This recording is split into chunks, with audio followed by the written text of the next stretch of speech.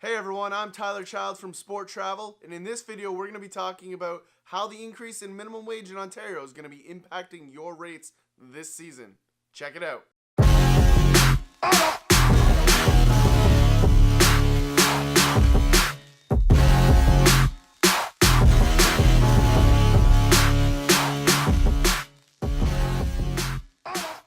Hey everyone, Tyler Childs here from Sport Travel. We're going to be talking a little bit today about how the increase in minimum wage here in Ontario is going to be impacting team hotel rates as you travel to tournaments this upcoming season. Now, the Liberal government got in here and went and jumped up the minimum wage up to $15 an hour, and it's good for some groups, not so much for the others. And the hotel industry itself is built on a lot of minimum wage employees, a lot of seasonal workers or part-time employees. The result is you're going to see a huge bump in salary this upcoming year, and that's going to increase the books of each and every hotel. Now, it won't impact everybody the same. Some of the hotels will have higher standards, others will have less. It also is impacted by the market that they're located in and then where they're located in that market.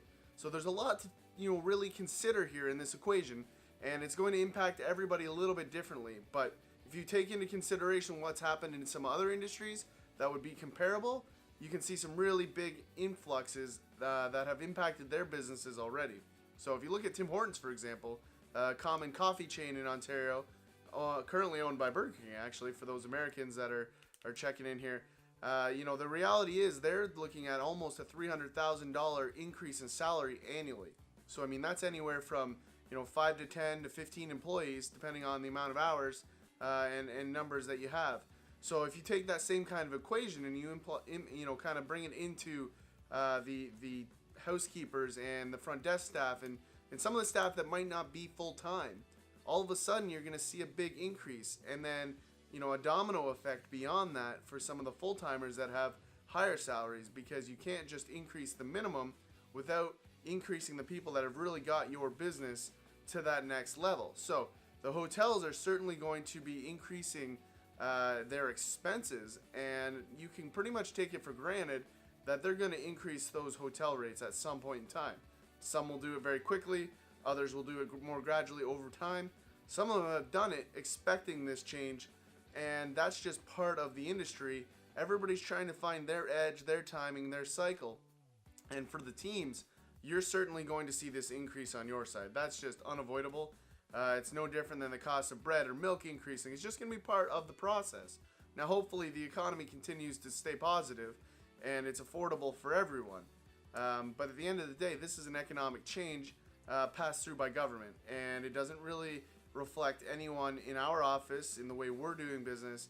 It doesn't really reflect the way the hotels are doing business. They're just protecting their margins the way any of you would with your own business as well.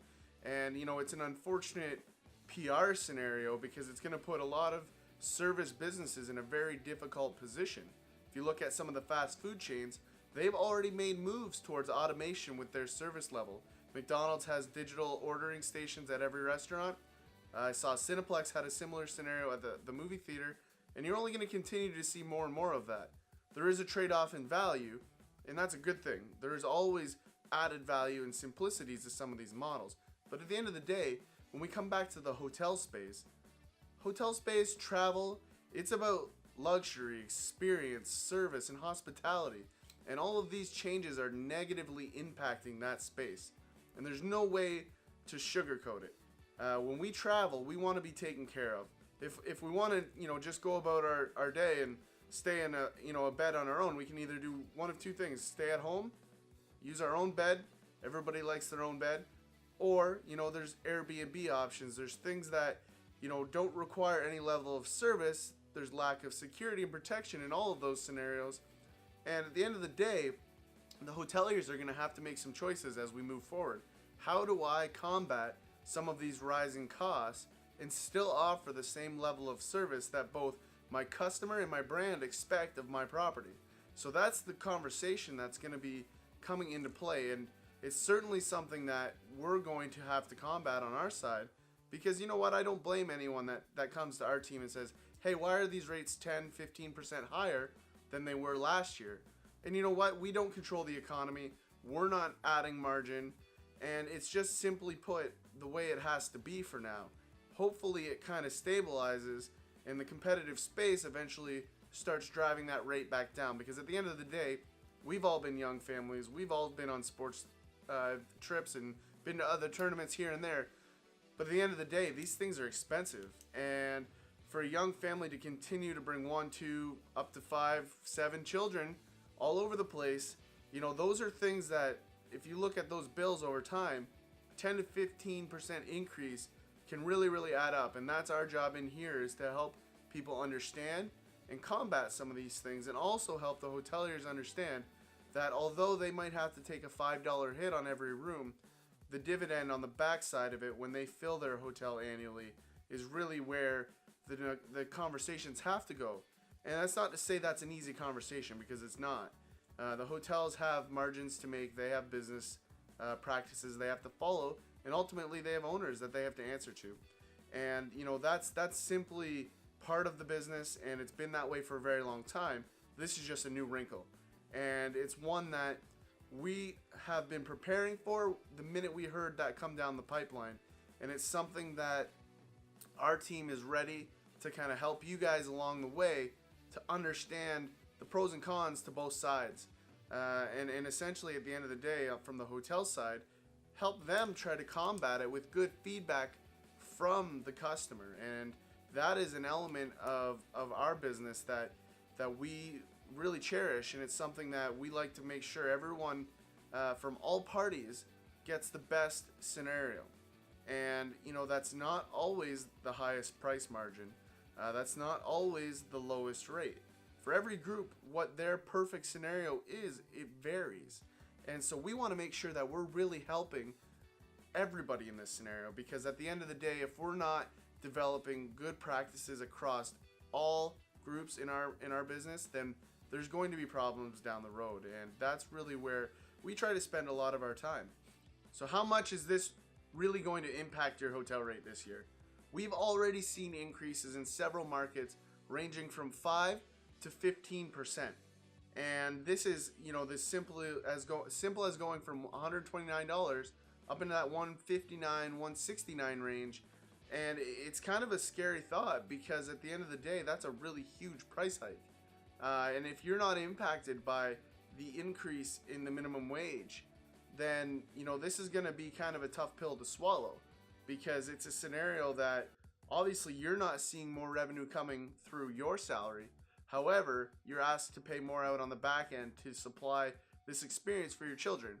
And it's really something that is a tough spot for parents, but it's also part of the experience, and it's part of traveling with your children for sport. I mean, this is an old problem. There's nothing new here. I grew up in a house with 2 brothers, and my parents had us on the road almost every weekend. And so there was 5 of us total. And as you can imagine, the costs that could add up over time, that's always been part of travel sport. And this change, really shouldn't impact us if we're living within our means. And that's a tough scenario, or a tough pill to swallow, if you're on the fringe of that space and you've already stretched your family thin to get your kids to achieve more on the field of play. And the sports platform is just such a great space for kids to learn and grow and develop, both physically and mentally. There's just so much value to that space, and we hate to see this type of change impact that group negatively, because at the end of the day, we want everyone to succeed. We want everyone to have equal opportunity, and that's really what our goal here is at Sport Travel. We're really trying to unite the world, and we do it through sport. It's really a call sign for us, and it's really something that we get behind over here, because at the end of the day, that's why our business began in the 90s.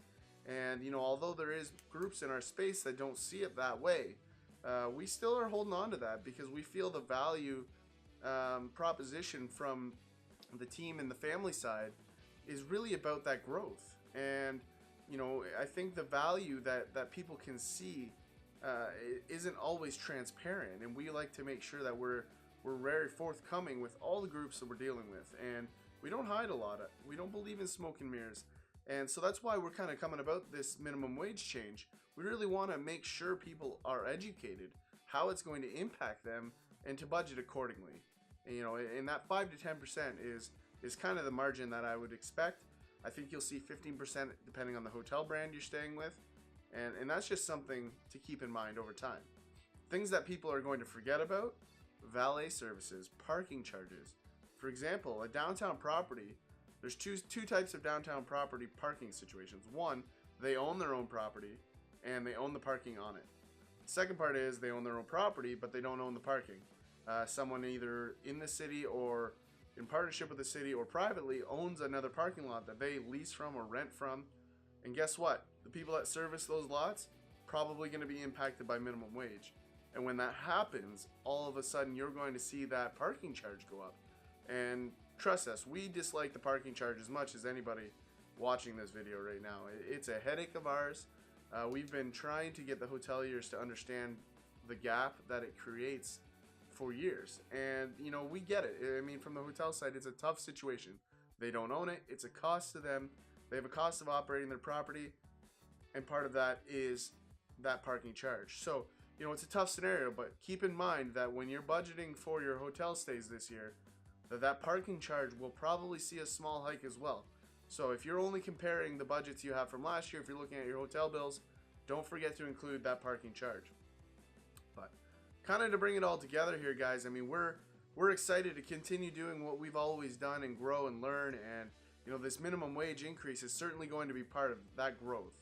And we want to make sure that everybody understands we're fighting for you guys to get those rates to where we can all make ends meet at the end of the day, and the hotels are able to operate their business efficiently.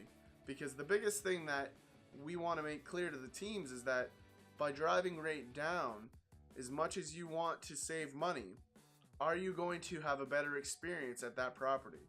Because the more you want to negotiate rate, the less value you'll see on the backside over time. Because as they cut salary and as they cut wage, they cut service. And from the hotel's perspective, we want to make sure that everyone on that side isn't forgetting what hospitality really is. And although the brands are pushing efficiencies and automations through their pipelines, the guests will catch on. The guests will learn that they're not being respected as a guest, and that's when other brands will take their place, and that's when Airbnbs of the world and other services begin to thrive, because you've got a gap in your service. And that's really where this whole conversation ends up, is that decision of what's important to your property, your guests, and you have to execute on those goals. So to kind of finish up here, remember, rates are going to increase, whether it be subtly or whether it be very, very obvious.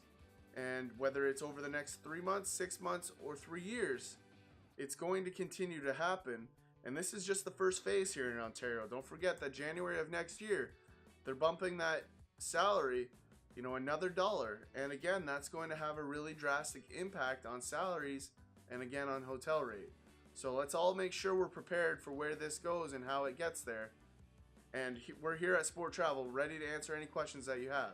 So if you want to give us a call, don't hesitate. We're happy to answer them, happy to walk you through it, happy to discuss how to kind of beat, these changes and what properties, what brands you should be looking for when you're planning your tournaments. So again, thanks everybody. Don't forget to follow us on Instagram and Facebook. We're excited to hear from you guys. So we certainly want to know where you guys are heading and what hotels you're staying at. Make sure you chime in, let us know, and we'll see you next time.